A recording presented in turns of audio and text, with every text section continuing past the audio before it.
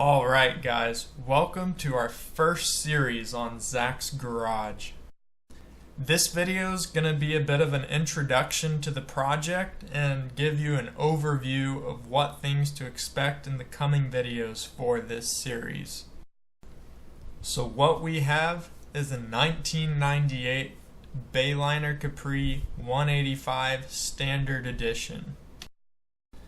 So what I want to do first is show you guys pictures of the condition of the boat when I first bought it and got it home. So to begin with the outside of the boat, the condition's really not that bad.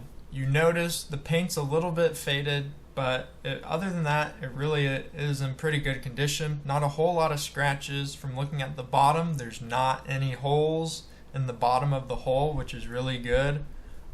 There are a few minor scratches here and there, nothing major though.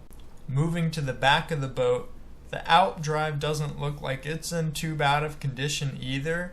You can see closer on the propeller there are a few chips there, so ultimately we will want to replace the propeller with a new one.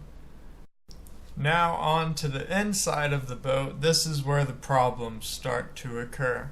Now, the seats, from what you can see, don't actually look that bad. I will admit they look worse in person than they do on camera. They definitely have a lot more spots than what the picture shows. You can see there the back of one of the cushions doesn't look the best. You can see a little bit of mold on that one. They're not terrible. The fabric's okay. The plywood backing on most of those seat cushions definitely needs to be replaced though. So here on the left side dash there's a built-in cooler, which is pretty cool, and it drains out to the side. If you put ice in there and it melts, it just drains it overboard. Then on this side with the helm, the steering wheel's usable, the dash looks okay, doesn't look terrible, just looks kind of old. Has a nice looking radio in there. The buttons are all perfectly usable. They just look a little old, got spots on them there. The throttle seems alright, you know. It's not brand new, it's not falling apart either. This is where we start seeing some of the problems. You see that big piece of plywood that's laid down? It goes all the way up to the front here.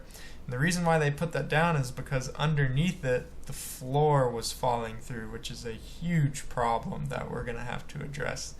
And then removing the engine covering. The engine itself looked to be in decent condition. It's a Mercruiser 3.0 liter, generates 135 horsepower.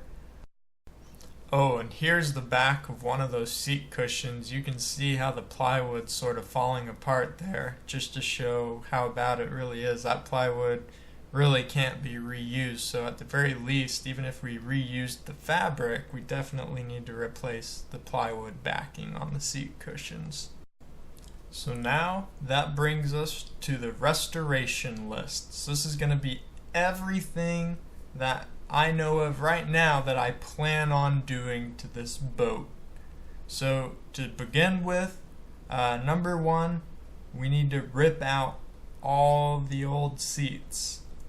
Number two, we need to remove all the old ripped fabric pieces on the sides of the boat.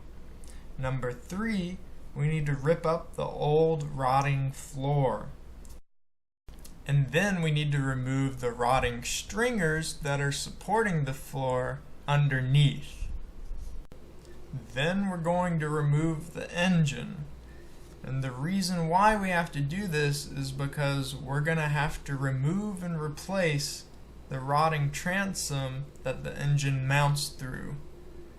And when we do that, we're going to build a new one, and we're going to waterproof it with fiberglass.